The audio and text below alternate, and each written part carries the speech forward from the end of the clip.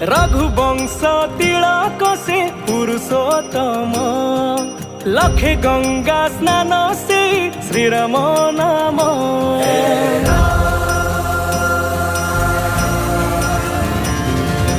रघुवंश तिलक से पुरुषोत्तम लखे गंगा स्नान से श्रीराम नाम। 500 बरसर प्रतीक्षा सारी